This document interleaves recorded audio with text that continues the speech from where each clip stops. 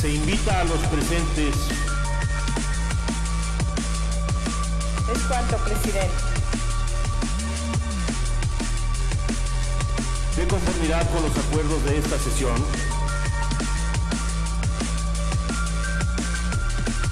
Ciérrese el sistema electrónico. Gracias, diputado presidente.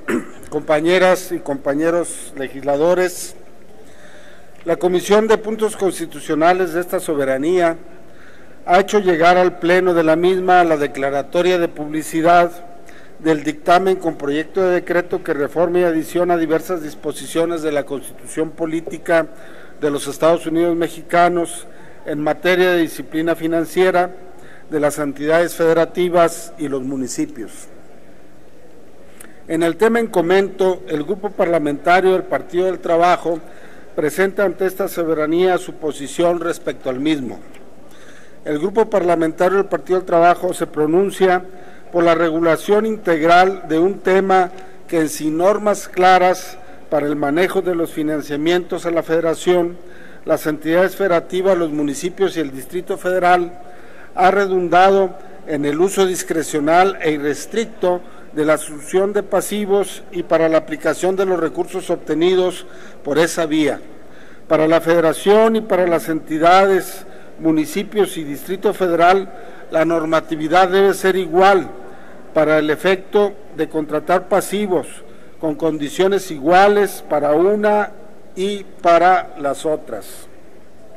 Dicho en otras palabras, debe haber un rasero igual para todas las entidades que forman parte del Pacto Federal. No hay ningún argumento por el que deban existir tratamientos diferenciados para la Federación por un lado y otro para las entidades, municipios y Distrito Federal. El principio, si aplicáramos las mismas normas para uno y otros casos, no habría necesidad de modificar la Carta Magna. Al margen de esas consideraciones, debe mencionarse que una deuda con crecimiento exponencial como la que tenemos deja en condiciones muy vulnerables a México y a los mexicanos. Dimensionaremos los problemas desde la perspectiva cuantitativa.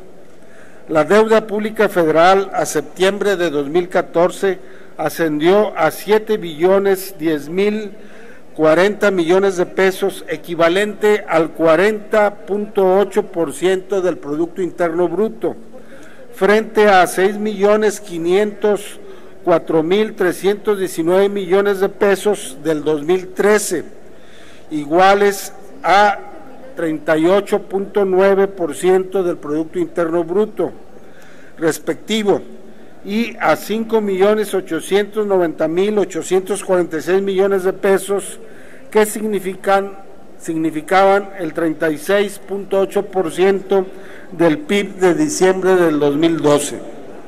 Es decir, en el sexenio de Peña Nieto, los pasivos se incrementaron en 505.721 millones de pesos en 2013 y en 613.473 millones de pesos en el 2014. Estas cifras equivalen a un aumento en las deudas por 1.119.194 millones de pesos, equivalentes al 4% del PIB. Adicionalmente, debe mencionarse que no se incluyen los pasivos contingentes laborales de Pemex y de Comisión Federal de Electricidad. El incremento de la deuda ha sido descomunal.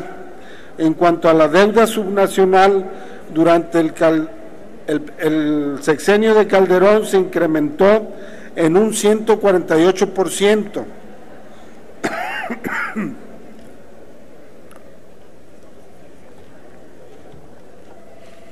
Lo que habla de poco aseo con el que se operaron esos pasivos de forma discrecional ni restricción alguna, donde se advierte la colusión u omisión de los servidores públicos de Hacienda que permitieron la asunción de pasivos sin control de ninguna especie y peor aún convalidando que se garantizaran con participaciones que en impuestos federales les corresponden, sin que se observaran mínimos de seguridad para el pago respectivo.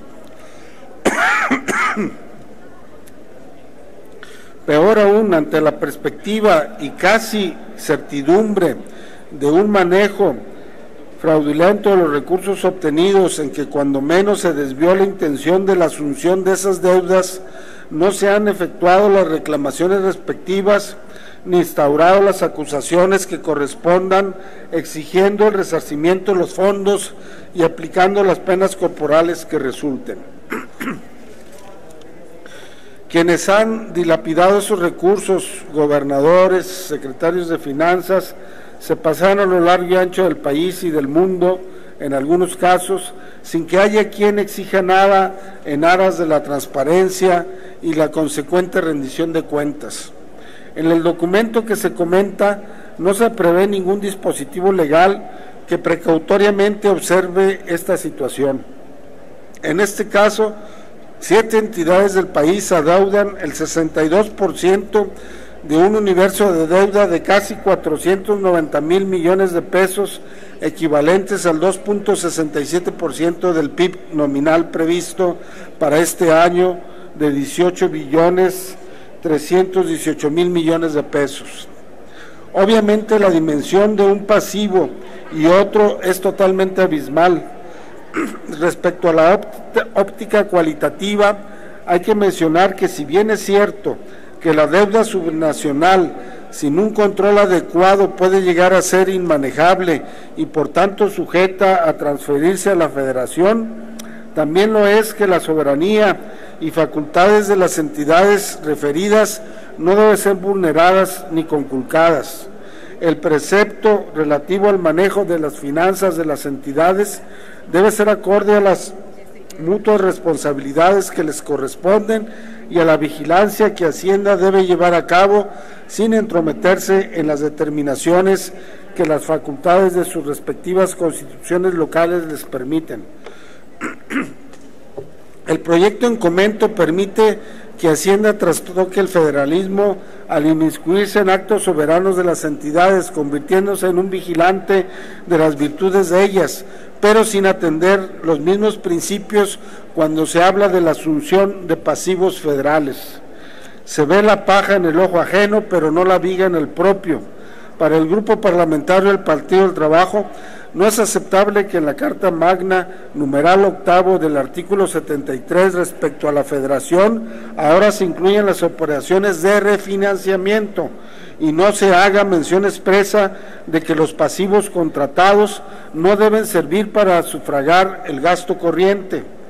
Ello va en sentido contrario a lo que correspondería a una política de finanzas sanas que no comprometa la soberanía del país. En la experiencia reciente, los pasivos que anualmente se asumen han servido principalmente para refinanciar los pasivos existentes y no para inversiones en proyectos productivos que generen ingresos al país, como actualmente lo mandata la Carta Magna.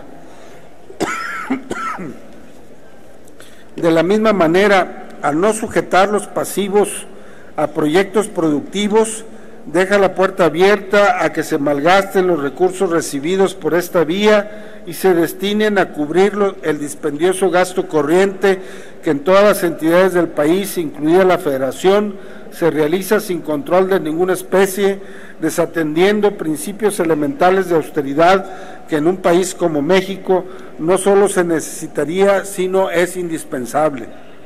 En esa tesitura, en el entorno federal, coloquialmente se trata de pelotear los adeudos, pagando más intereses y creando un entorno cada vez más sin margen de maniobra para la ejecución de obra pública, de infraestructura, que es la que genera empleos, impulsa el mercado doméstico y detona la expansión del crecimiento económico de México. En el mismo sentido, las deudas subnacionales deben ser consideradas con respecto al contexto de las finanzas que a cada entidad interesa. Debe recordarse que existen casos de entidades que tienen hipotecadas sus participaciones en porcentajes muy elevados, a plazos muy largos, tanto que no tiene la posibilidad de llevar a cabo obra pública, que es la que crea plazas de trabajo, mantiene ocupada la población en un clima de paz y concordia y permite el desarrollo cuantitativo y cualitativo de ellas. También debe indicarse que las entidades asumen deudas en cuenta abierta que se documentan con simples facturas, contra las que se entregan contrarrecibos a los proveedores que les sirven para después cobrar sus importes. Esta es una práctica usual en esta actividad. Lo que es un problema es que sobre estos pasivos no existe ningún control, ya que no debe existir diferencia en cuanto a que sean de corto, mediano o largo plazos para registrarse debidamente estos adeudos. En este planteamiento, el proyecto en comento distorsiona los objetivos para el que se crearon los dispositivos legales para la contratación de deuda pública, tanto la federal como la subnacional, y se convierte en un elemento perverso de sometimiento de las entidades. A la luz de lo expuesto, el Grupo Parlamentario del Partido del Trabajo votará en contra del proyecto de decreto que reforma y adiciona diversas disposiciones de la Constitución Política de los Estados Unidos Mexicanos en materia de disciplina financiera de las entidades federativas y los municipios. Es cuanto, diputado presidente. Cámara de Diputados, 62ª Legislatura.